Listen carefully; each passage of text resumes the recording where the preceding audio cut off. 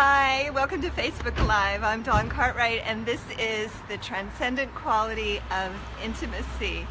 I've been teaching Tantra for the past 25 years and am the director and founder of the Chandrabindu Tantra Institute. So I'm here in Santa Monica again today. Today we're right down here at the Edgewater, there it is, Edgewater Theater.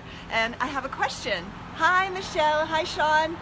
Good to see you. Everyone, as you arrive, please check in and enter in the comments below where you're checking in from, what city, what country are you in. Hi Siobhan, welcome. So today we're exploring the intimate quality of transcendence, the transcendent quality of intimacy. And I wanted to start off with a story. This story has to do with the Edgewater Theater, which you can see right there behind me. A few years ago in the summer there was an improv acting class. Hi from Chicago, hi from Dublin, Ireland. So there was this improv acting class here at the Edgewater Theater a few summers ago, and I signed up because I really was always curious about the acting craft and learning all the different exercises for expressing myself. So I signed up for this improv lab that was happening in the summer, this sort of a summer school for actors. And I love the class. Lots of different exercises about really being in relationship, really being in the moment. And I know there's so many of you on my Facebook and friends of mine who are actors, and you've done a lot of improv. It's all about relating. It's all about yes and. So I go to the class, and I'm in the class, and I found that I'm actually pretty good at improv, as long as I'm acting the character of the hysterical woman. Like, as long as I'm doing hysterical women, I've got it down. I really got it. And so they would say, okay, you're in the grocery store looking for frozen cranberries. So I'm hysterical woman in the grocery store looking for cranberries. They would say, you're in a hot air balloon floating over the wine country in France, and I'm hysterical woman. Your lover wakes you up on your birthday with 2 dozen roses, hysterical woman. So what I discovered was that for me, whenever I'm in stress and whenever I'm feeling nervous, that my default, or where I go in relating, is into hysteria. How many of you can relate to that? How many of you can relate to having a default, someplace that you automatically go whenever you're feeling like a deer in headlights in relationship? Can I get some thumbs up, some hearts, some wows? So for me, my experience of Tantra was really a big help with that default that I would have in relating, where I would feel so amped up, so kind of out of myself, that I would actually create an experience of feeling isolated. And this played out in my intimate relationships as well. So in my intimate relationships, whenever there was a time, hi Niana, hi everyone, welcome. Check in and let us know what city that you're checking in from. Give us some hearts. Thanks for the hearts, guys. So I'm here at Edgewater Theater telling you the story about my improv experience at classes here, and how my default, whenever I was feeling really nervous, was to go into hysteria. And in relationship, I realized that this was acting out for me as well. And my lover would be an hour late for dinner, and I would go into hysteria. Or another default was the defense attorney, right? I would have all the facts and figures about what time we agreed on dinner, and I would really give him like lots of information about why he was wrong and why I was right. And the whole time feeling isolated, feeling like I was really missing what I wanted most, which was intimacy. And today in our Facebook Live, we're going to be exploring what are 5 ways that we can be intimate in any experience. Hi, welcome everyone. Welcome from Los Angeles. Hi Laura, welcome from San Diego. So let's start. You know, in the relationship that I was having in that improv class, and in the relationship that I was having with my partner when he would be late, there are actually 5 steps to experiencing the transcendent quality of intimacy, especially in those moments when I'm feeling really, really elevated and really sort of activated. So let's dive in. And I'd like you to give me hearts if you really love any of these as we go along, and check in and let me know which ones really resonate with you. So the first one, let's say that our lover shows up or our partner shows up and they're an hour late for our meeting time, for our dinner date or movie date or whatever we've agreed upon. So the first thing that we can do, the first strategy, and these are coming from How to Be an Adult in Relationship by David Richo. The first one is to give your full attention. So can you allow yourself to notice that what you really want is intimacy? And then in that moment where you might feel really nervous or really angry or maybe even a little bit shut down, what if the first thing that you do is stop? I always call this stopping before you start. And there we go, we got the angle. Thank you, Jenica, she's a great team. So the first thing we do is we stop and we give our partner our full attention. But not only that, we also give ourselves our full attention. So I invite you right now just to stop and give yourself your full attention. And then give me your full attention and notice what that changes. You'll notice already I've slowed down. I'm feeling more connected to you, less isolated, and less activated. The second step, the second thing that we can do, hi Charlene, welcome, hi AJ, hello Ronald, welcome. The second thing that we can do in order to access the transcendent potential in our relationship, which means how we can go a step further than we've ever gone before in our relationship, is to have acceptance. So when your partner's late or there's a misunderstanding, or if your business colleague has really screwed up a deal, what if you take the next step, which is for you to just be in acceptance? This is what's happened, right? It's what's happened. Your partner is late. Your colleague screwed up the deal. So we're accepting what's real. We're accepting what's actually truly here. And I'd like you to notice that right now. So in this moment, let yourself feel that feeling of acceptance. And if you can feel what that feels like, I know there's lots of yogis on here with me. Give me some hearts, give me some wows, thumbs up. If you can feel how it feels to go from isolation into acceptance. And it doesn't mean that we don't still have a conversation. Thanks for the hearts. It doesn't mean that we don't still have a conversation about what went down, but it means that we're not wishing it was different. Right? That's one of my biggest pitfalls in relationship, is trying to argue the situation into something different than what it is. Does that ever work? Never works. All right, so here we go. We got lots of hearts on that one. Everyone can feel what it feels like to be in acceptance. Thank you, Laura. Laura really gets that one. So the next tool that we can use to find that synergy that is always available in relationship is to allow freedom. This one, like the first time I heard this one, like the lid flew off of my head. You know, I'm like, how can I allow freedom? This person is wrong. They did something wrong. So I'm still in that tug of war relating. I'm still in that place of looking at the relationship as something that needs to be fixed instead of finding connection. So with all these techniques we're learning over these 3 days, our first priority is connection, and then we'll work things out. So the next one here, number 3, is allowing freedom. So can I allow my partner the freedom to be who they are?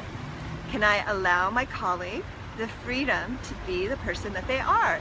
And what you'll feel as you do that, do it right now with me. Give me some thumbs up if you can start to feel the potential in this. Immediately, by giving my partner the freedom to be who they are, I've entered into a more intimate interaction. I'm no longer isolated, which, by the way, is actually the pain that I experience. The pain often isn't that I wish things were different. Of course I wish things were different at times, but the pain is feeling disconnected. Yeah, thumbs up, we're getting that, right? We feel disconnected and we project onto our partner that if we could just fix the situation, that feeling would go away. When the truth is, even the most, the biggest disagreement is a doorway to being closer, right? So that's the third one, allowing freedom. Ready for number 4? So the fourth here is appreciation. It just keeps getting more amazing, right?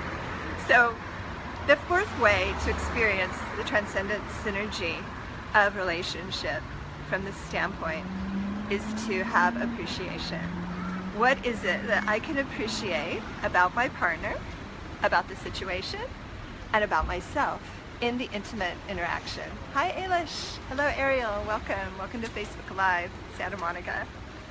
So in a situation where, again, I'm using these examples like me in the improv theater, or my partner is late, or my business colleague has really screwed up a business deal, if I can move into appreciation for the qualities and aspects of the situation that I really do value, if I can look at what is valuable to me, I'm immediately going to the relationship and letting myself be less focused on the problem, right? Then the relationship itself can begin to support us moving forward and actually going to the next level of what's possible. So that's the fourth is appreciation. Hi Natalie, welcome. Lots of hearts, lots of hearts. I love seeing everyone here. So the fifth quality that we can all tap into when we're looking for our relationships to reach that transcendent quality, which again means that we're going to the next level of what we're capable of, is affection. Now this might sound really interesting. How can we possibly feel affection when our partner's late? How can I feel affection when my business partner has really messed something up? How can I feel affection when I've become a hysterical woman in my comedy or my acting? I do a lot of improv, people. I'm doing acting improv. How can I find affection? So I'd like you to try this right now. We can do this together. So I'd like you to, just in this moment, as you're watching the video with me, watch the video. Hi Jen, welcome. Hi Majid. So I'd like you to watch the video and feel affection. And notice that you can do that. You have superpowers that you've not tapped into, right? That you can, even when things seem to be really falling apart in your relationship, you can find a way to feel affection because that's in you. Affection has very little to do with what's outside of us. It's a state of being, it's a bhava, a mood that we can feel inside. So in this moment, give me some hearts if you can feel affection right this minute, just sitting here watching Facebook Live with me in Santa Monica on Main Street across from the Edgemar Theater. Let's get some hearts, thumbs up, some wows. If you can feel affection just in this moment. So I'm going to review those 5 steps. Yeah, we've got lots of hearts. Lots of people can feel affection. I knew you could. I knew it because you're all tantrics. Okay, Jenica, hold it up. I'm gonna show you my film crew right after this. So, yay, Jenica, you're getting lots of hearts, Jenica. So, as I give you the 5 steps for experiencing the transcendent quality and potential of intimacy in every kind of relationship, whether that's acting, dancing, business, with your partner, I'd like you to write into the comments which ones resonate for you. Maybe they all will, maybe just a few, but give me a few in the comments that you really resonate with. So, number 1, I'm in a relationship, things are intense. I find that what isolates me in relationship is my own default into hysteria. That's just mine. Don't know what yours is. And the way back to closeness is, number 1, attention. allow myself to go from that sort of fight or flight, dissociative space, into being right here and paying attention. You can feel it right now, even as I'm saying it, right? The next one, so enter that into the comments if that's one that you can feel right now, attention. The next one is acceptance. Can I accept that this is what is? This is what's happening right now. This is where we're at. And so I might not have the business deal work out, but what I can have is closeness and intimacy with my colleague. And that's what we're important. Yeah, Janet really gets attention. Cool.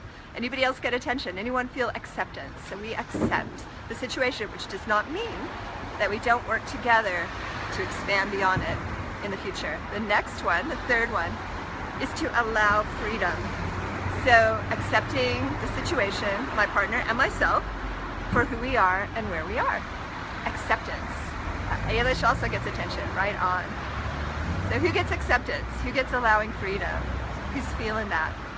Allowing, I mean, this is big, right? One of the main reasons, again, why we feel isolation and we think we are abandoned in a relationship is because, right, we've abandoned ourselves. And how do we do that? Because we've said, I'm taking away your freedom. You can't be the way you are. You've got to be this way, this certain way, and in this certain way, I won't feel isolated or abandoned, right? So we're allowing freedom. You can be who you are, I can be who I am, and we can still have a relationship. The next one, the fourth, is appreciation.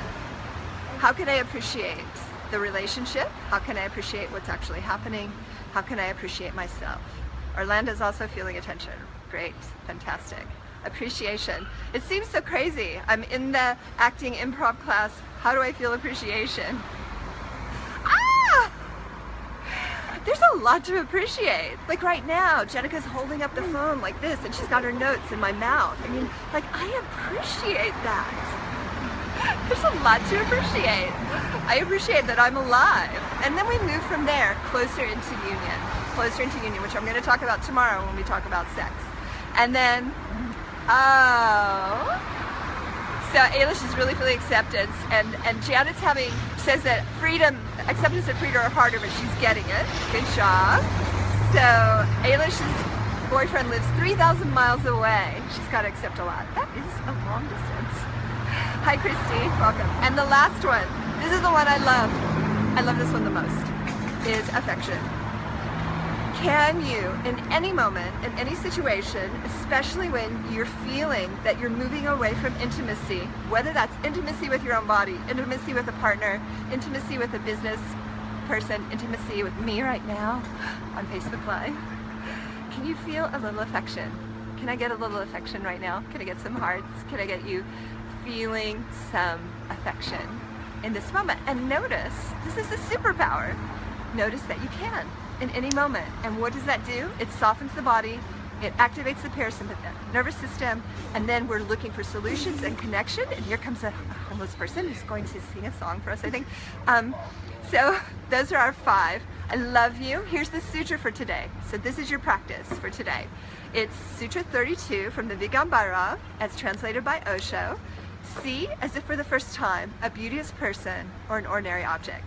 So today till tomorrow, when I see you for Facebook Live again, let yourself see everyone and everything for the very first time and notice what happens and bring in those 5 qualities.